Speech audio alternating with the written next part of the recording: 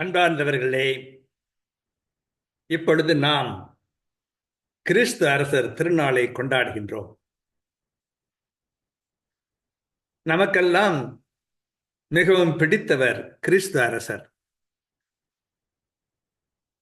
நாம் பெயர்களை எல்லாம் இயேசுராஜ், கிறிஸ்துராஜ், இயேசுராணி என்றெல்லாம் பல்வேறு வகையிலே வைத்துக் கொள்கிறோம். அந்த அரசருடைய திருநாளை நாம் கொண்டாடுகிறோம். அந்த அரசர் எப்படிப்பட்டவர், எத்தகையவர், அவர் நமக்கு அறிவிப்பது என்ன என்பதையெல்லாம் இப்பொழுது நாம் சிறிது சிந்தித்து பார்க்க போகிறோம். அவர் எப்படிப்பட்ட அரசர், எத்தகைய அரசர், அவருடைய ஆட்சி எத்தகையது, இதையெல்லாம் சீர்தூக்கி பார்க்கும் பொழுது பலவிதமான பேருண்மைகள் நம்முடைய உள்ளத்துக்கு கிளர்ச்சிகள் தருகின்றன. நாம் ஒவ்வொரு நாளும் விண்ணகத்தில் இருக்கிற எங்கள் தந்தையே, எங்கள் விண்ணக தந்தையே, உமது ஆட்சி வருக என்று பல தடவைகள் வேண்டுகிறோம். ஒவ்வொரு நாளும் வேண்டுகிறோம். ஒரு தடவையாவது நாம் வேண்டுகிறோம். நாம் வேண்டாமல் இருப்பதில்லை. உம்முடைய ஆட்சி வருக என்று வேண்டுகிறோம். அந்த விண்ணக தந்தையின் ஆட்சியை இந்த உலகத்திலே நாட்ட வந்தவர் நம்பெருமான் இயேசுபிரான். அவரைத்தான் இன்று நாம் அரசராக, மன்னராக ஏற்று திருநாளாக கொண்டாடுகின்றோம். நாம் வரலாறு படித்திருக்கின்றோம். அந்த வரலாறுகளிலே அரசர்களை பற்றி பார்க்கும் பொழுது நாம் அறிந்த அரசர்களுக்கெல்லாம் உள்ளது போல இயேசு பெருமான் இந்த கிறிஸ்து அரசருக்கு வரையறை செய்யப்பட்ட நாடு இல்லை, தலைநகர் இல்லை,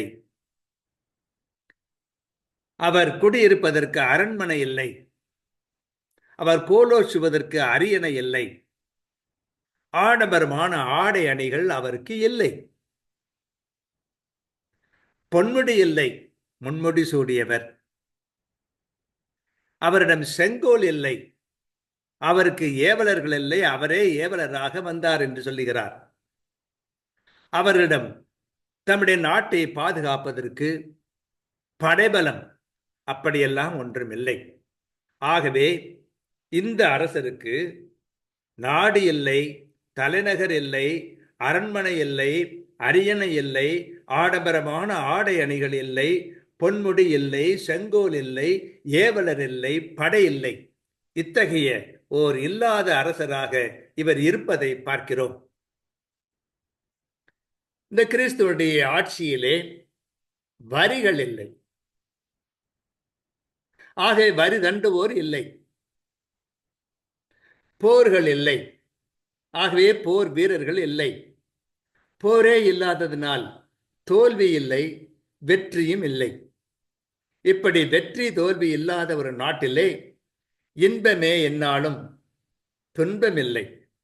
இத்தகைய ஒரு ஆட்சிக்கு உரியவர் நம் ஆண்டவர் கிறிஸ்து அரசர். இந்த அரசர் மற்ற அரசர்களைப் போல அல்ல. அவர்கள் ஆட்டி வைக்க வந்தவர்கள், தங்கள் அதிகாரத்தை காட்ட வந்தவர்கள். இவர் ஏவல் புரிய வந்ததால் அவரது ஆட்சியிலே போட்டி பொறாமை இல்லை. நம் ஆண்டவர் இயேசு பிரான் கிறிஸ்து அரசர் இரக்கம் காட்ட வந்ததனால் அங்கே தண்டனையும் சிறைச்சாலையும் இல்லை. அவர் நமது உள்ளத்திலிருந்து ஆட்சி புரிய வந்ததனால் எல்லை சிக்கல்கள் ஏதும் இல்லை. இந்த மன்னர் அனைவரையும் அரவணைக்க வந்ததனால் அவரிடம் பகைமை இல்லை, பழிவாங்கும் போக்கும் இல்லை. இத்தகைய ஒப்பற்ற அரசராக கிறிஸ்து பெருமான் விளங்குகின்றார். இந்த கிறிஸ்து அரசர் கொடுக்க வந்தவரே என்று எடுக்க வந்தவர் இல்லை. அதனால் தம்மிடம் உள்ள ஆற்றல்களை எல்லாம், இயற்கைக்கு மேற்பட்ட ஆற்றல்களை எல்லாம் கூட தம்முடைய சீடர்களோடு பகிர்ந்து கொள்ளுகிறார். குணமாக்குங்கள், பேயோட்டுங்கள் என்றெல்லாம் அவர் வரங்களை தந்தார். இந்த கிறிஸ்து அரசர் தொண்டு புரிய வந்தவரே அன்றி தொண்டு ஏற்க வந்தவர் இல்லை என்பதனால் அவர் தம்முடைய சீடர்களுடைய காலடிகளை கழுவுகின்றார். ஒரு அடிமையின் வேலையை இந்த ஆண்டவன் செய்கின்றார்.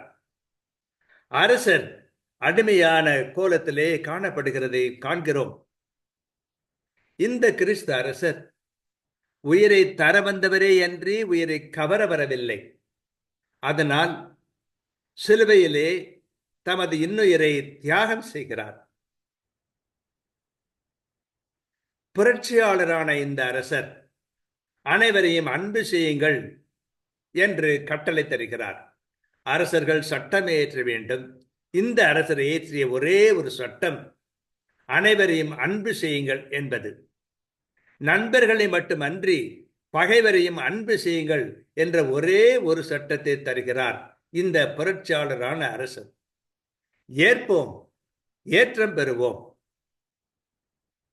நான் உங்களை அன்பு செய்தது போல, உயிர் தியாகம் செய்யும் அளவுக்கு அன்பு செய்தது போல நீங்கள் ஒருவரை ஒருவர் அன்பு செய்யுங்கள் என்று ஒரே ஒரு கோரிக்கையை வைக்கிறார் இந்த கிறிஸ்து அரசர்.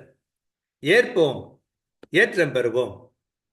இத்தகைய கிறிஸ்து அரசரை நோக்கி, கிறிஸ்து அரசரே வாழ்க, உமது ஆட்சி வருக, உமது திருவுளம் எங்கனும் யாவராலும் ஏற்ற பெறுக, ஆமென் என்று நாம் உளம் மகிழ்ந்து பேரார்வத்தோடு அவரிடம் சொல்வோம். இந்த கிறிஸ்து அரசர் நமது உள்ளத்திலிருந்து ஆட்சி செய்வாராக. நம்மை ஆட்டி வைக்கின்ற பலவற்றை தூக்கி எறிந்துவிட்டு இந்த கிறிஸ்துவனுடைய ஆட்சிக்கு நாம் உள்ளத்தில் இடம் தருவோமாக. அதனால் ஏற்றம் பெறுவோமாக. வாழ்க.